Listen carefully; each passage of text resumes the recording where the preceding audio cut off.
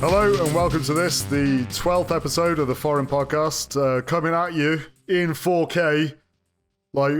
So we're really pleased to be here. We've had a multitude of technical difficulties this evening, and mental difficulties. Yeah.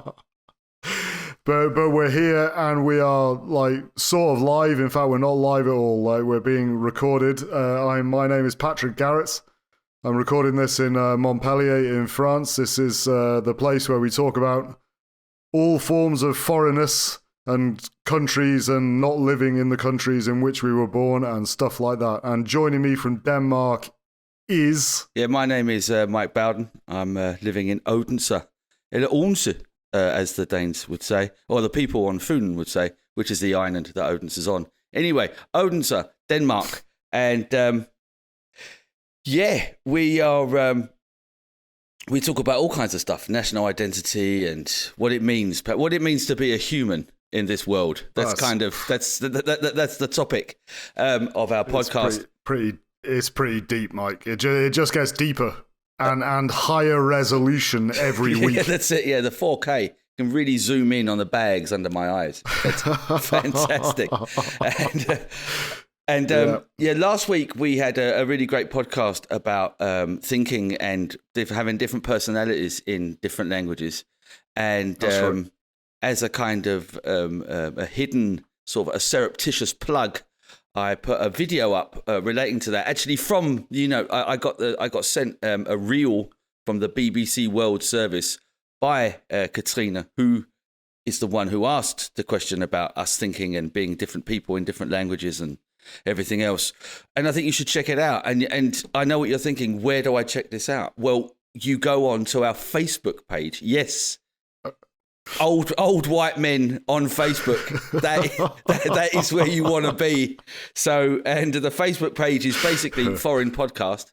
And all of our video content from now on will be both on there and on Instagram. So please go on and go into Facebook if you still use it, and Forrin Podcast, like our page, like that video. It's actually really, really interesting. It's actually about how kind of your mother tongue means that you think with more emotion, and how maybe when you translate, when you speak your second language, you are more rational. And then it raises the question at the end, or the idea that if we think about it, loads of political decisions are made in the UN and the European, and in Europe by people thinking and behaving and talking in maybe something that isn't their first language, which is really quite cool. Yep. So go in and check that out. But more importantly, like the Facebook page, follow it, share everything that we do on every account that you have. Like and subscribe, Mike. Yeah, always. We should actually start calling our listeners guys, because that's what you do on YouTube. Everyone, hi guys, hi guys, hi guys. This is the Forrin Podcast. It's us again. It's the Forrin Podcast. Yeah. So this week, moving on, we are going to be answering an email from this woman that keeps mailing us called Aid. Yeah. Thanks, Aid. Hi, Aid. Hi, Aid. Hi, Aid. Who's my mum and. She says, "This is pure nepotism, by the way. Just sorry, this is just all this stuff about nepo babies and stuff. This is quite a big one, so I think this is going to take up most of the episode. So we have, hello, Pat and Mike. Wasn't there a double acting PG Wodehouse books called that? I still don't know. I enjoyed the question and answer session in your last podcast. That was the podcast before that one, actually. So here's another question. Perhaps you feel that you no longer have a national identity. Do you feel you have a cultural identity? Warmest and fondest, Aid. There's a long answer and a short answer to that. The short answer. There are many answers to that question. The short answer is yes. Next question. Well, let's go. You go, Mike. You go. Let's see it. So, well, I'm from London, innit? I'm from London, mate. Okay. So I think coming from London has its own cultural identity, but I'm sure that most people, from no matter where they're from, have some kind of even when I started the episode, I said, I'm living in Odense, because that's the kind of the way that the people who live on the island that Odense on pronounce it. And that is kind of its own culture within Denmark, right? So Denmark also has lots of different cultural identities. So I suppose that I would say that I'm very typically in the way that I speak, and perhaps even the way that I act. I'm very typically from London. I think I remember in the interview I did with Stacey, if you haven't checked that out, I think it's episode 9.5. But anyway, interview with Stacey, he says, and he's from somewhere else in England. And he said, well, you're from London. And he didn't mean it in a negative way, but he says, you're like rather large in kind of just the way that I speak, the way that I kind of, way that I kind of am. So I suppose that is a kind of cultural identity. Do you really subscribe to that idea that because you grew up in London, that you actually are a certain way because of that? I think it would. I think being the social scientist that I am, Pat, but I mean, it's the social inheritance, social capital, as by the and there's a term called habitus. There's a French guy called Pierre Bourdieu, who had the idea of social capital, economic capital, and cultural capital, and that all those things together. Very short. Cultural capital is like your education and maybe how well traveled you are, and economic capital is obviously how much money maybe you have. But again, it's more about money giving you options, not just the size of your bank account. And there's also social capital, and social capital is your network.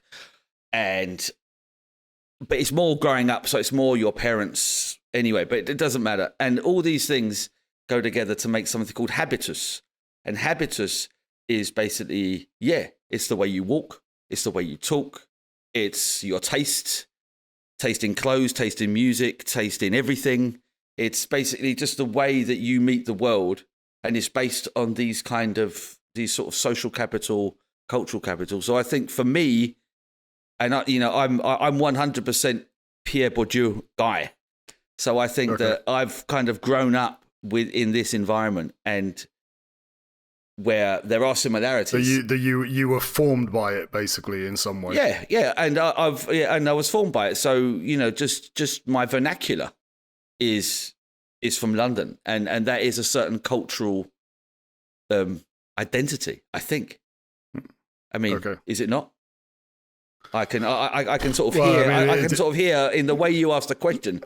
Do you seriously believe? It was almost like you must be mental. No. Like I don't. As with all these questions, this is why I fucking hate social science, Mike, because like it's all based on on. There's always a yes and a no, and I think that. You can absolutely be formed by the things that surround you. I don't doubt that for 1 second. No man is an island. I absolutely believe that, exactly. But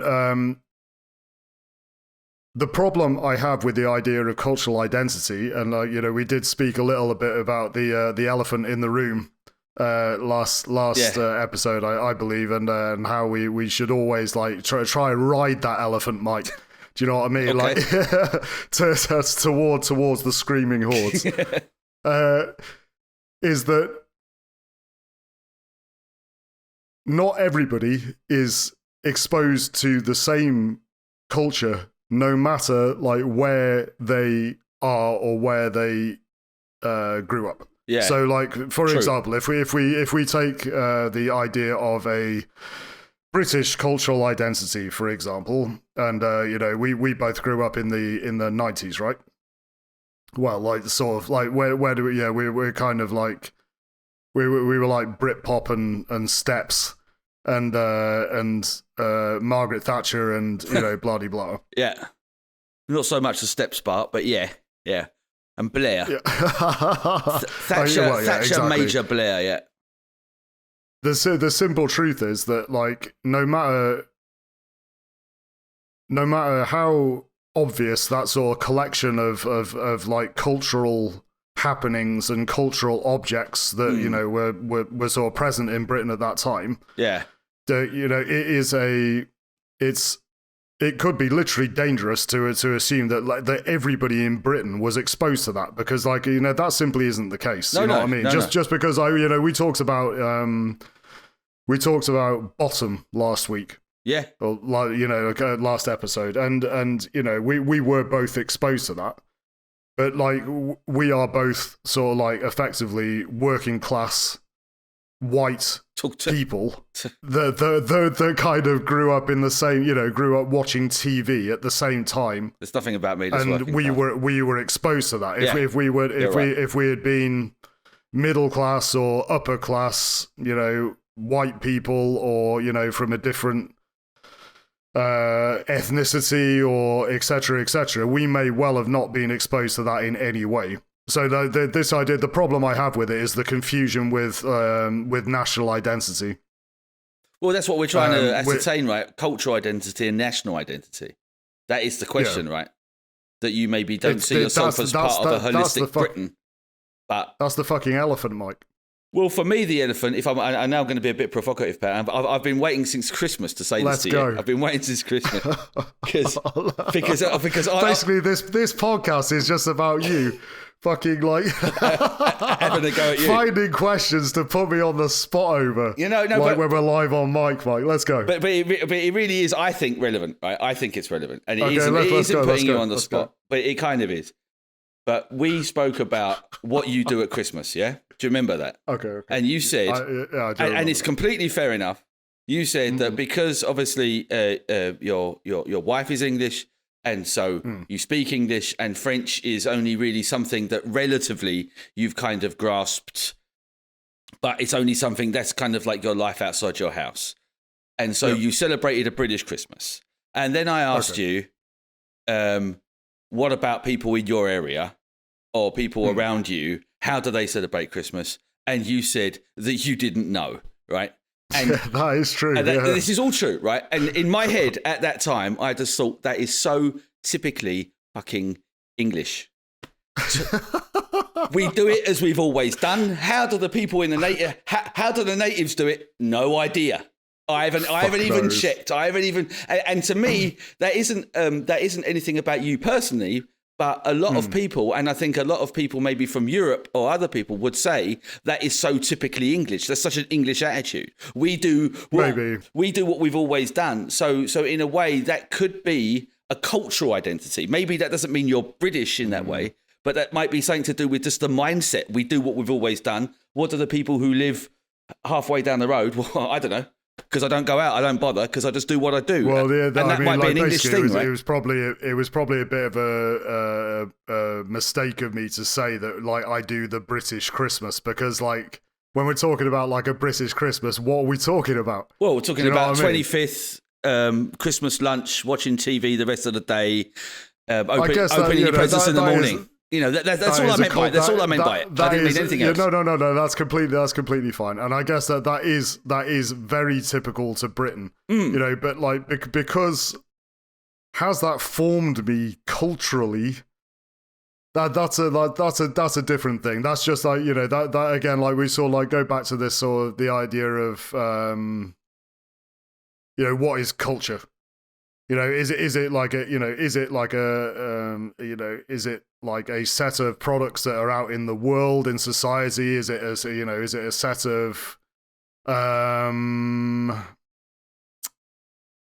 practices that people perform in a sort of ritualistic type way? Maybe it's a sort of collection of all those things. Or just a mindset. I think I don't like that. You don't like it? I don't like that. I've got to be honest. I don't like the idea that I've got a British mindset. Yeah. What does that mean? Well, I mean, again, you know but I think, but yeah, okay. I think we need to kind of we actually agree, right?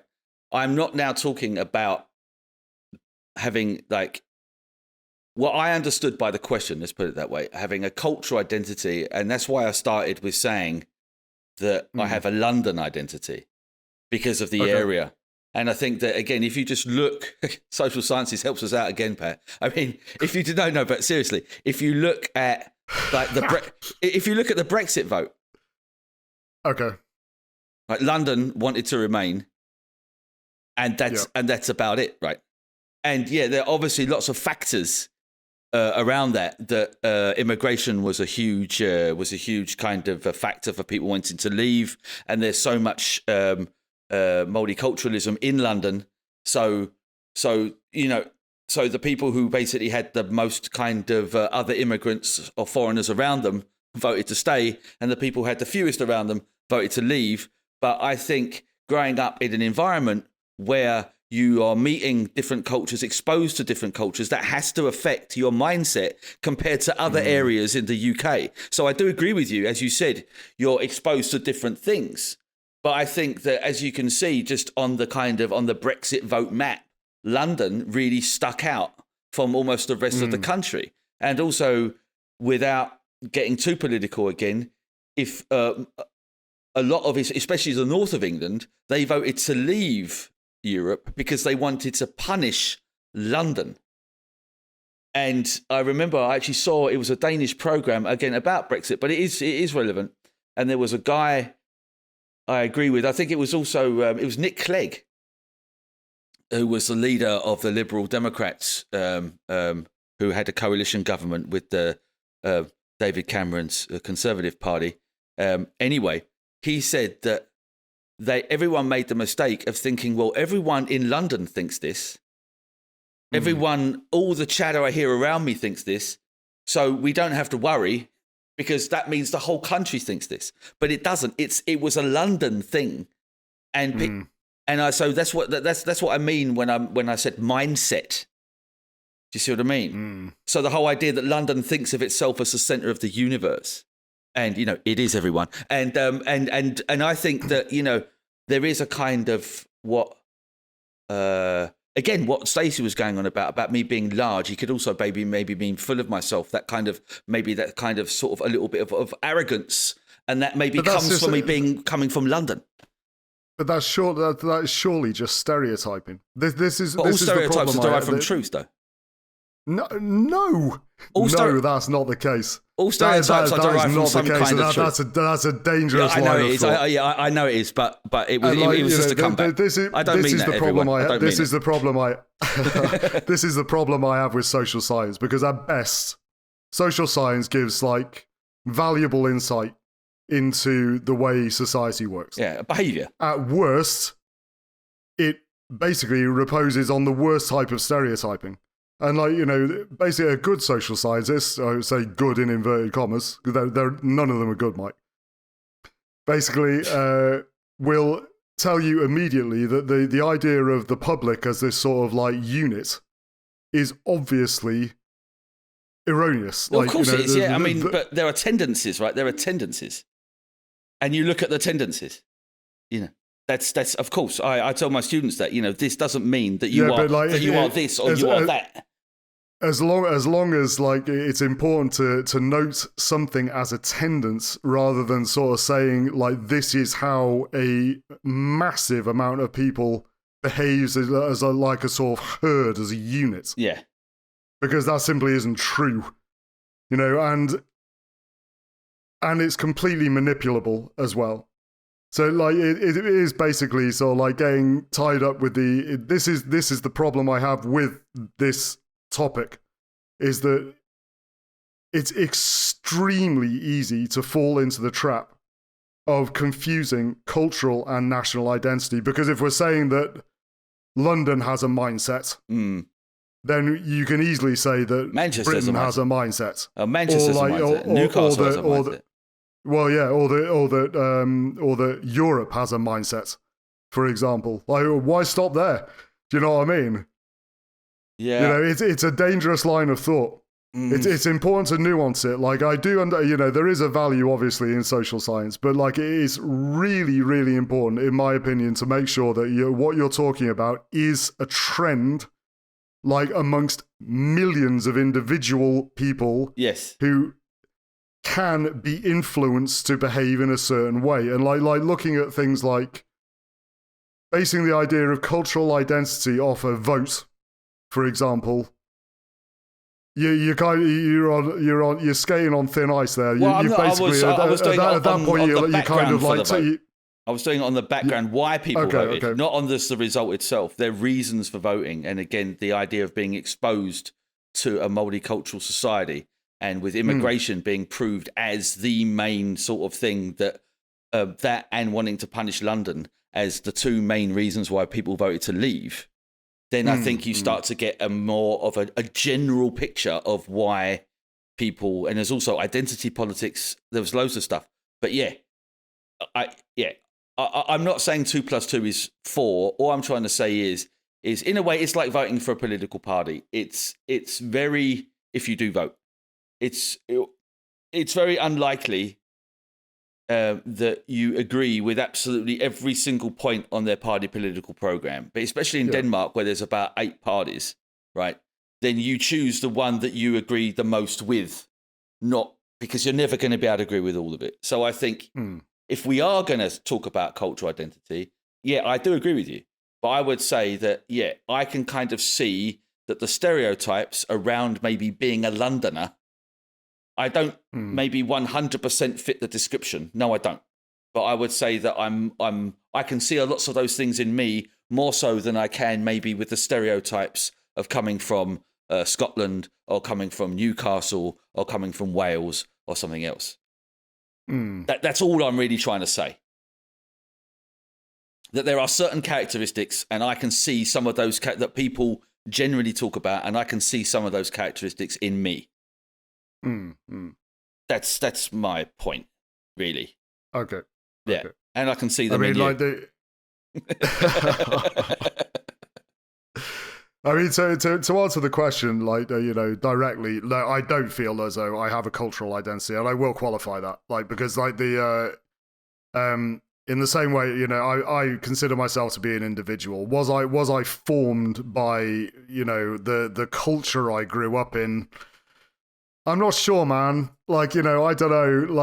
It's a extremely complicated question, that, and it's just to go, okay, well, yes, I'm Welsh, for example. I mean, But you didn't live there, though, did you? Were you brought up in Wales? You weren't, were you? I was born in England. I'm fucking English, Mike. Yes. You know what I mean? I was born in England, and then my mum and dad moved to Wales when I was 3. But my blood was always English. You said the other day on the other podcast that I remember, because I made that reel of it, that you were brought up in, and you mentioned a town. Do you remember what town was that? You mentioned a city, and I put a picture up on a reel when you said national identity, Mike, is a lie. Do you remember that speech you went on? And you said, I said it was a fiction. It's a fiction. That's it. And then that's right. And then you said you were brought up in, and what was the town? Oh, it's a city. I thought it was Nottingham or something. No. I was I grew up in. So I was born in Nottingham, and then mum and dad moved to a village called Gresford. Yeah, it definitely wasn't Gresford you mentioned. Which was near Wrexham and Chester. Yeah, Chester's in England. Wrexham's in Wales. So where I grew up, right on the border. Okay, but it was effectively it was like an English speaking part of North Wales. But so.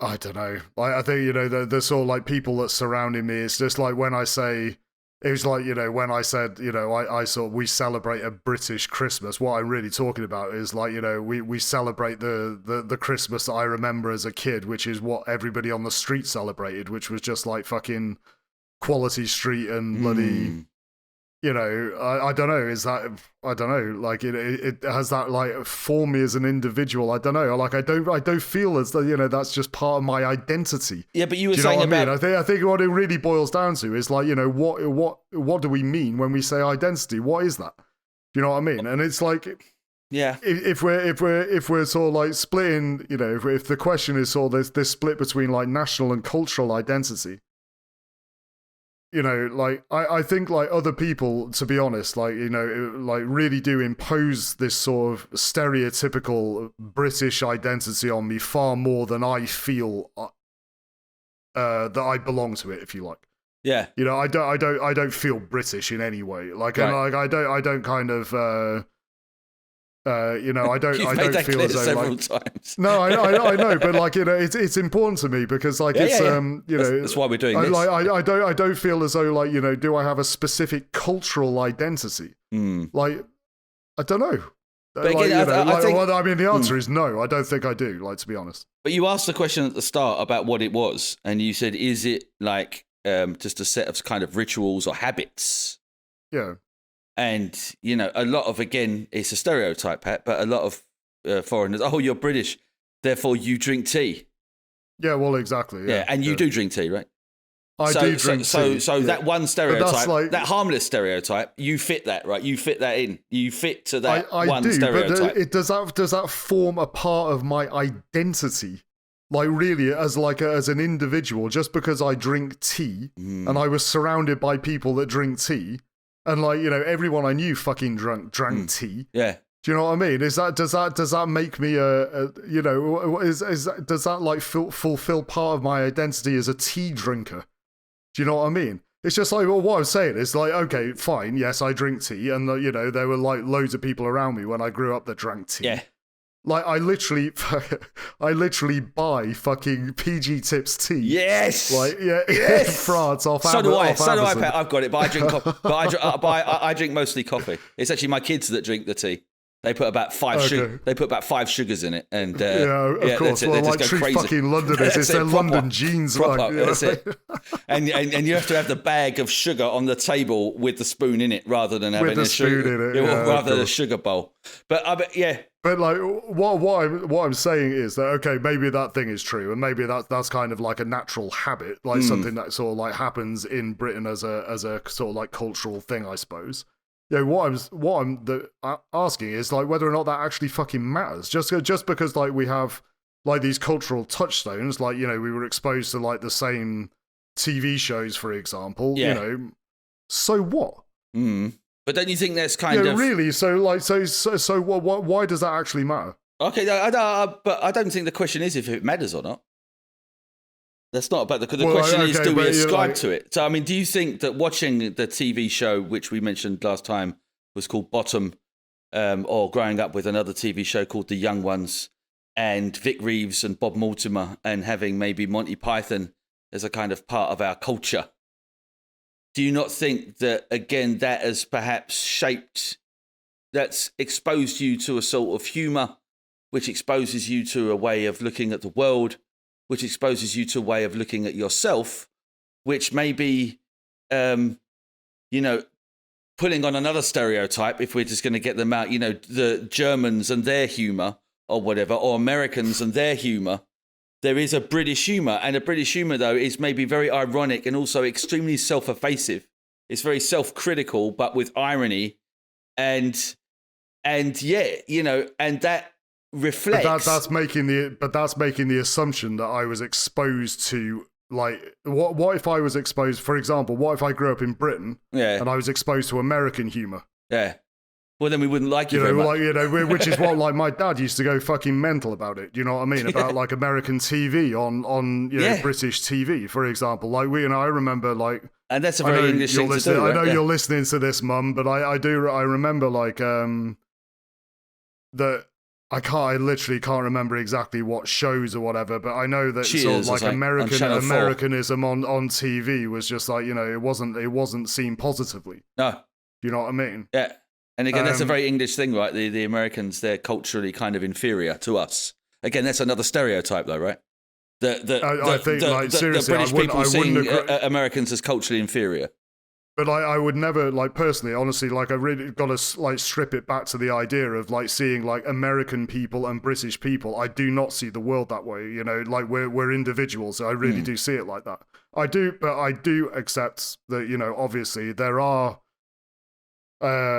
cultural practices that, you know, and there is like a media culture, for example. If we talk about, you know, a specific media culture, obviously the media culture in Denmark or in France or in Britain, you know, as we did talk about this, about like, you know, the people, you know, in the did we talk about this on the podcast or privately? I can't remember. About like I've just done a work placement, and and the guys in the office, like, you know, I couldn't really sort of understand a lot of what they were talking about, because they were talking about like TV shows that they've been exposed to. You spoke about that last time when we spoke about Bodom. Yeah. There's that whole kind of cultural, cultural reference that people can fall back on, and I have that with Danes as well. TV programs they watched when they grew up, or music of the time when they were kids, or whatever.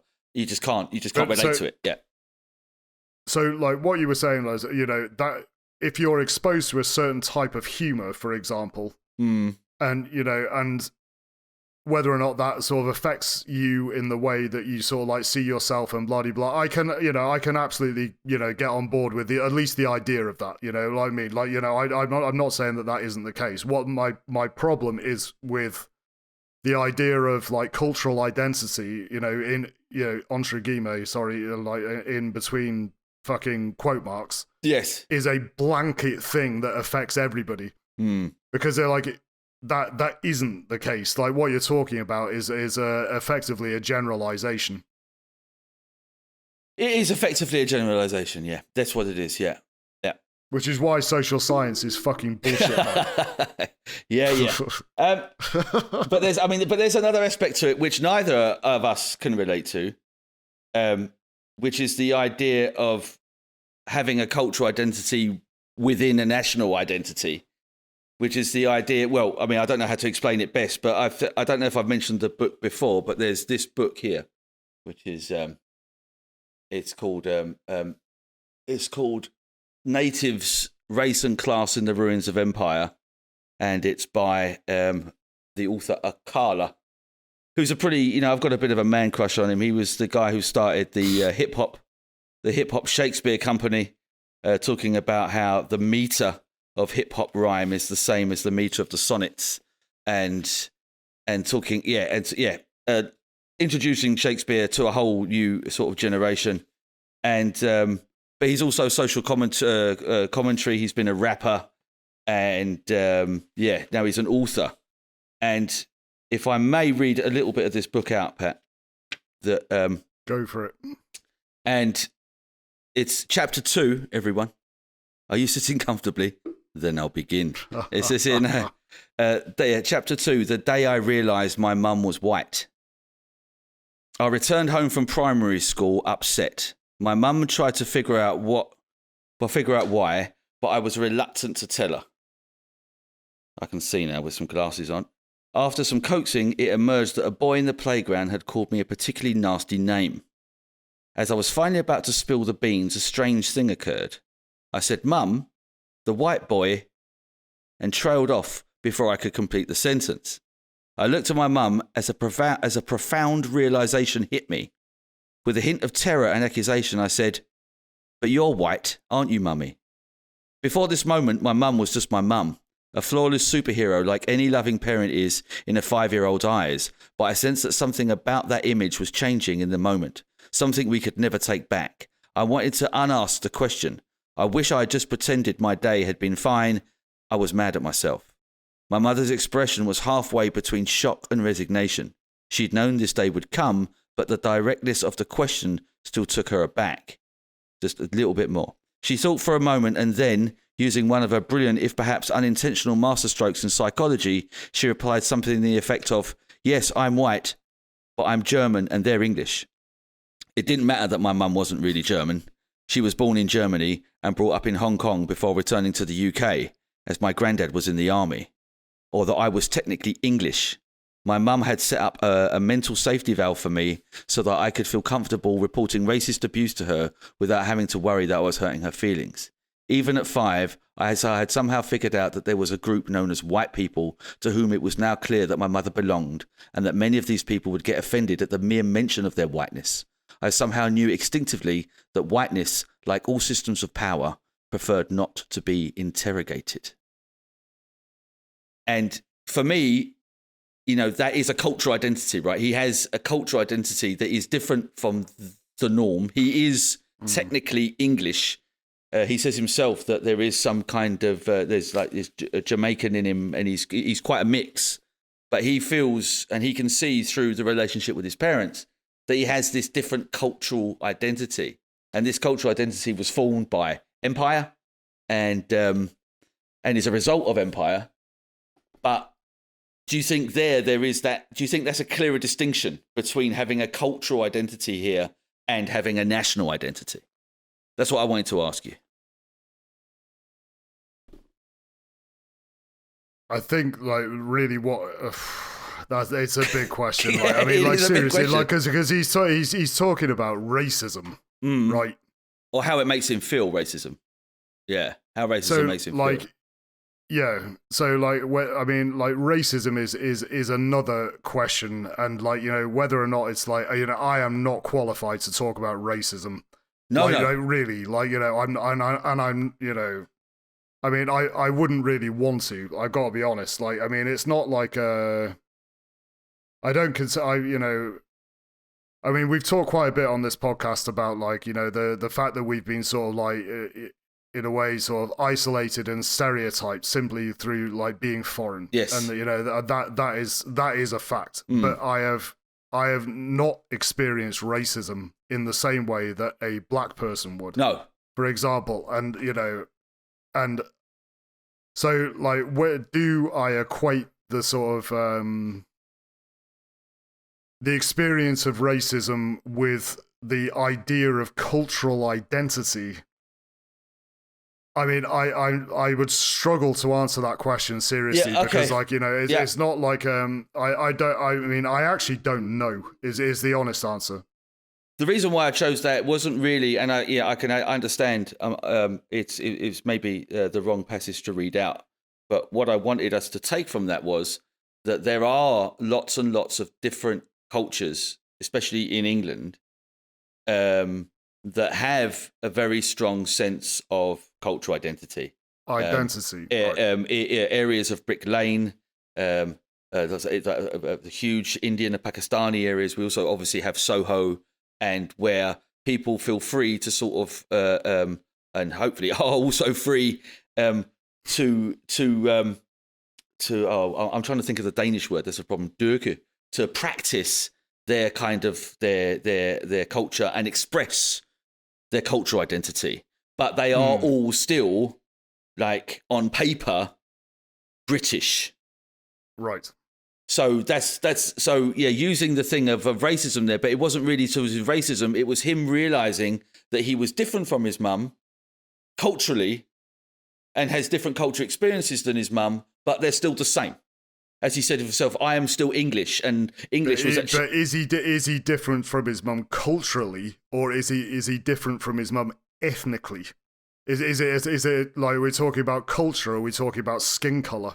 Yeah, well, here obviously for him it's a skin color, but I just wanted to sort of take that realization from him and just expand it out to all the different areas there are in London. Again, talking about London, but also in the UK, where there are huge sort of groupings of different ethnicities that express their cultural identity through food, through music, through the clothes that they wear, and everything else. But they're all still English.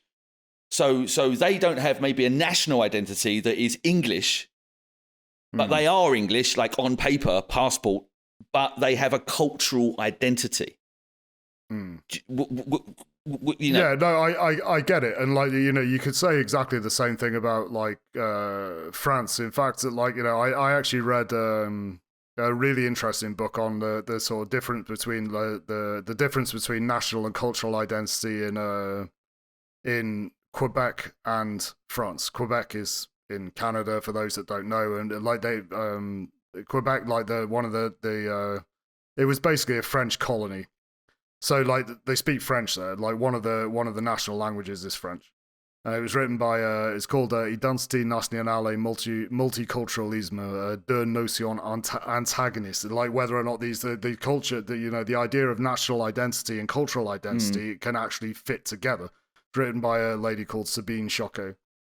And the difference, effectively, between France and Quebec is that France is, like, its national identity is based on post-revolutionary politics. It's homogenized. So, like, national identity in France is kind of like one thing. Yeah. In Quebec, as in America and Canada in general, the sort of, like, national identity is really founded on the idea of multiculturalism. That it's a country founded on immigration. That's not the case in France, for example. So obviously this causes problems in France. I've talked about this quite a bit. Obviously, immigration like tests both of these concepts. Do you know what I mean? As it does, like it has done in Britain. We both have experienced, the sort of like the sort of the very, the darker side of immigration in Britain. Where people really don't. There are some people that really don't like it. You know what I mean? They don't like, a big influx of people that sort of like changes what they believe to be their national identity, because their national identity is effectively based on a sort of ideation of like monoculture. But the reality is what you're talking about, which is correct. That like no, it's true. Like, absolutely it's true. We both grew up in Britain, and we both which means that we share a cultural identity, Mike. Do you know what I mean? It's just like, we both I grew up in like the Northwest. My dad used to take me to like Manchester to eat curry, and we used to sort of go to Indian restaurants all the time. And my mum and dad are from Birmingham, which is extremely sort of like multicultural. A huge amount of immigration, a huge amount of Indian immigration there. And obviously now I live in a Maghrebi quartier in the south of France, which I'm surrounded by people from Morocco and Algeria.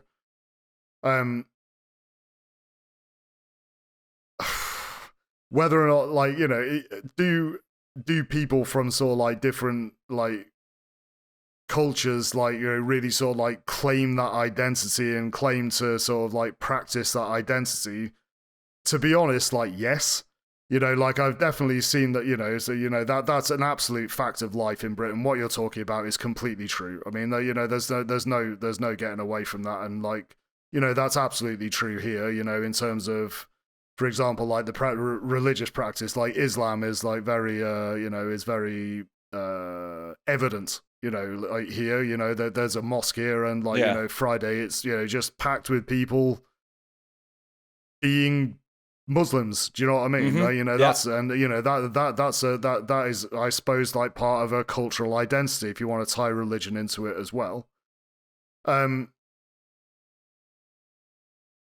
like, I think like just so like just to I don't want to like denigrate what the passage that you read, because like it's really interesting, and like it's a great book. Like to me, I'm sure it is a really amazing book, but I think he's specifically talking about like the fact that somebody called him a racial slur, and like sort of like like having to sort of like deal with the fact that he's different. Or he's seen as different. Or he's seen as being exactly. different. Like, he's like, there's something different about him. It's whether like tying sort of like skin color to sort of like cultural identity. I mean, like, for the sake of argument, if we just take away the fact that he's talking about skin color, and like, is he different? Like, that's the thing that, I constantly sort of like come back to about this question of like cultural identity. If we're saying like, that it shouldn't matter, obviously, like, it doesn't matter what fucking color your skin is, you know what I mean? It's still, still like, a valid person and still behave in in any way you want to, really, should that be tied to sort of like some kind of like cultural identity? I mean, that's above my pay grade, Mike. Yeah. I mean, that's fine. Like, as I said, it wasn't really about that. But for me, I think maybe what I hear you say, or the conclusions I come to based on what you said, not just at the end there, but is that if every immigrant, because we're immigrants, right? So yeah, I'm not sort of putting my arm around people who have skin color and say I'm just like them, but we are technically all immigrants. And right. and my experience of what I've spoke about before, and you going to experiencing in Birmingham and in London, is that these groups of immigrants really want to express their kind of native cultural identity of their cultural identity. That's something that they enjoy doing and something that they want to do. And I just think if everybody kind of thought or everybody followed what you were saying, then there wouldn't be these kind of areas of London or of England. And there wouldn't be maybe the, I've seen a documentary about the first Jamaicans in Bristol, the people who came over on the Windrush, and they were some of the first people to start the first carnival ever in the UK. So and now we've got this Notting Hill Carnival, which is this huge now, millions of people, cultural event. But that was people from Jamaica trying to bring some of their culture with them, or what they saw as their culture, what they interpreted as their culture with them from Jamaica to the UK, which is now... the problem the problem I have with it seriously is the word they, because like it's like I said the people who came over or the people in the documentary. That's what I'm talking about. Like, right. But when I say that there's a sort of like an expression of cultural identity, if you like, by people practicing Islam, like in the place where I live. Yeah. Not every person here who came from Morocco, like, goes down the mosque every Friday. No. Do you know what I mean? And like not every person who came over on the Windrush went to like started a carnival because they felt as if they wanted to like express some kind of like cultural identity. No, they didn't. You're absolutely right. We're in the realm of like tendance, and that's correct. But like I think it's important to say that just because like a certain group of individuals that share a cultural identity express that cultural identity does not mean that everybody that comes from that culture is you know, of the same frame of mind or the same intention. No. Or, you know, and like I think that, you know, if we sort of, if you ask them, if we don't make that distinction, then again we're in the danger of stereotyping. Yeah, but I still would postulate that everybody from these huge cultural events, from these the fact that I've lived up in I've been brought up in an area of that's multicultural and exposed to it with just friends at school and all different types of stuff. In a way, I feel I'm very lucky for that. But that has also given me, I'm not saying I understand like 100%, I'm never going to understand, but that has made my mind more open and understanding towards these people. That sounds horrible. Towards other immigrants or immigrants in the UK and also obviously in Denmark.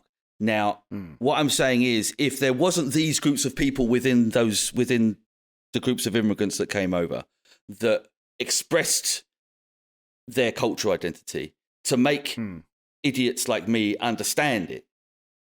Do you see what I mean? So in order, yeah, no, I get it. So tolerance for these for different cultures, and if we're still not there yet, obviously, because there's racism and there always will be. But general tolerance for these societies have come from certain groups of people's desire to express what they interpret as a national culture. And I think so. If we go all the way back to your mum's question, like, if you personally, and I'm really not trying to make this about you, but it's our podcast. If you personally were charged with, like, okay, no one in Montpellier whatsoever understands what it's like to be British or English. No one knows anything about it. You and your family are there. You want to be understood in the way that you live your life. Do you see what I mean? But you would say, well, no. Yeah, but like you would opt out of that. This is like basically to use an example of like people who sort of like try and express their like what they feel to be a British identity in France. Yeah. I mean, I'm sure you have met people like this in Denmark. I guarantee it. Yeah. You know, who like, you know, they fucking like, you know, people that, you know, really do make a big deal out of the fact that they are British, that they feel British, that they, you know, they want to express some kind of like Britishness constantly, you know. I mean, like I have met people like that. Absolutely. It's not, yeah, exactly. Yeah. It's not so much, you know, it's not a thing in Montpellier. And it's honestly one of the main reasons we actually moved here, because like, like you are, saying because you grew up in a multicultural environment. We wanted our children to grow up in a multicultural environment as well. And I say multicultural, what I mean is that I wanted them to grow up in an environment that wasn't pretty much 99% white French, because what you're saying is correct in my opinion, that it teaches basic humanity, basic sort of tolerance, and that you shouldn't be a fucking racist. I mean, that was a pretty important lesson for me to teach my children. And after 50 fucking 5 minutes or whatever it is. Remember, the first 20 minutes we were arsing around doing nothing. So yeah. I don't think the podcast is going to be that long when we edit it. Yeah, but go on. Do I feel what was the question? Well, I mean, I still think, if I put it to you, just one last question. You do. So okay, go on. If everyone around you was and I know I don't know, it's just going to sound a bit contrived. But if no one understood Britishness and there wasn't what you were saying around you, because what you're saying around you, it doesn't matter really. Don't you want to change people's perception of what? No. I don't want to be viewed as British. Yeah, but people will know that you are, and then they will attach that stereotype to you. But you could actually do something. That is their fucking problem. No, but that is the world we live in. Nah, man. That is the world we live in. That's not my fucking fault. You know what I mean? It's just at the end of the day.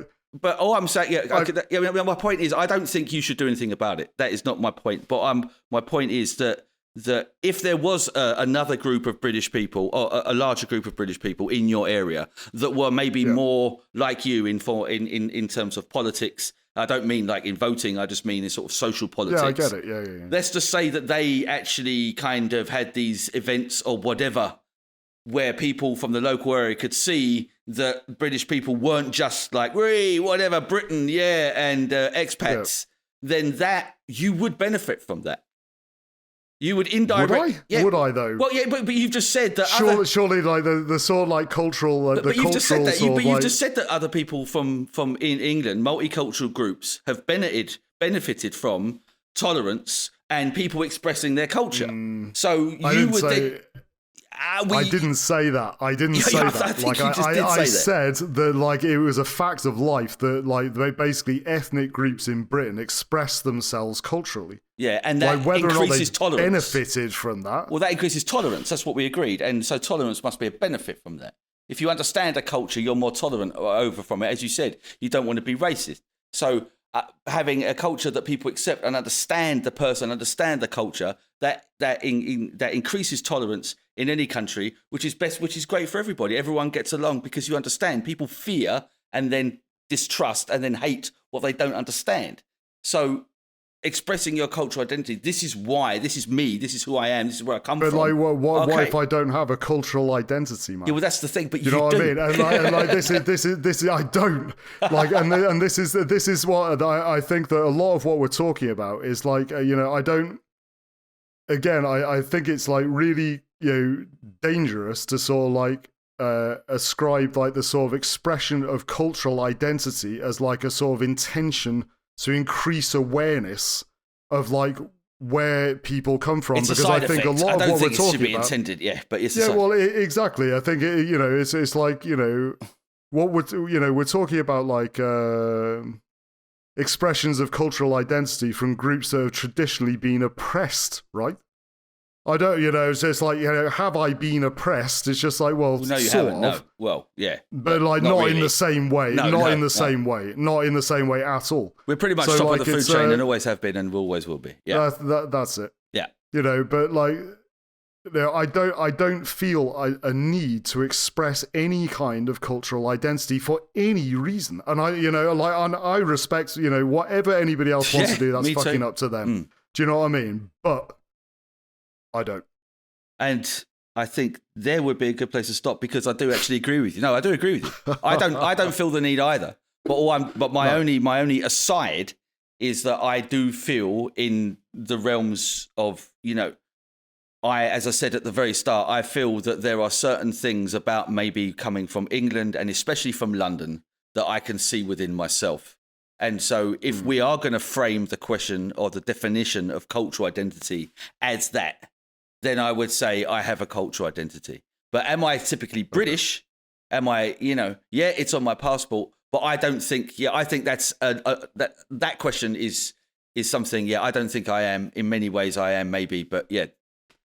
So, but I do agree with you, Pat, kind of, I think you're full of shit, Mike. Yeah, that's personally. it. Yeah, well, It's a joke. It's a joke. No, it's all right. No, because, you're probably right, mate. You're probably right. I am joking. It's all right. I can joking. take it even if you weren't. I can take it. It is, the timing was spot on. So, but yeah. I think, well, I don't know if that answers your question, Aid. Thanks for that, Aid. Can you stop sending these emails, please? Fucking hell. But anyway, next week, Pat. Yep. Yeah. Oh God, we've got a cracker of a question for the next episode. Let's hear it. Yeah, I'm trying to find it. Here it goes. Hi, Pat and Mike. This is from Rasmus, a colleague of mine, Rasmus Salemon. Okay. And the heading of the email is School Systems and Education in France and DK. And he says here, hello, Pat and Mike. I've been frequently listening to your podcast as the sole YouTube viewer / listener. He is, come on. Yeah, that he listens to. He is the only person I know who actually pays to subscribe to YouTube and gets all of his podcasts and everything through YouTube. Fair play to him. Anyway, so my question is regarding your perspective on the education system. My question is regarding your perspective on the education system you grew up with compared to the education system your kids are now experiencing. Is there any interesting differences between the British and the France / DK system that you've experienced? As a perspective of someone from the outside, do you reckon there are some noteworthy issues or fields of improvement? And do you reckon the French or Danish system could learn anything from the British system you two grew up with? MVH, as I said before, med venlig hilsen, Rasmus Salemon, YouTube listener. And that is what we're going to be talking about next week, Pat. And I cannot wait for that. That's going to be a fucking cracker. I automatically think of when you said about how proud you were of your children learning the French national anthem. So that was a great moment. That was a great day at school, kid. That's that's a great question, and obviously we'll read that again at the top of the show. Okay. But but it's your show today, Pat. Okay. What are we doing? Well, I think basically you need to go to Instagram and fucking follow us at Forrin Podcast. At Forrin Podcast. That's it. You need to go to Facebook. What's Forrin that? Podcast. It's just I think you just type in Forrin Podcast. It's Facebook page Forrin Podcast.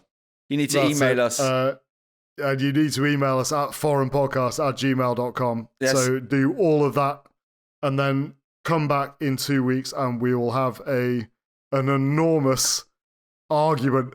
Yeah. For 2 hours about school systems. It's going to be amazing. And also, do not miss it. YouTube channel. Go on the YouTube channel and watch it unfold. Yeah, watch the whole thing unfold in front of your eyes. The car crash in slow motion. Anyway. On that note, goodbye. Thanks very much for listening, and see you next time. Yeah, bye-bye.